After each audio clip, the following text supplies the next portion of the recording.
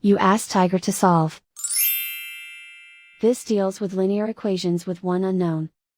The final result is I equals 2/7. Let's solve it step by step. Simplify the expression. Group like terms. Expand the parentheses. Group like terms. Simplify the arithmetic. Group all constants on the right side of the equation. Add 2 to both sides. Simplify the arithmetic.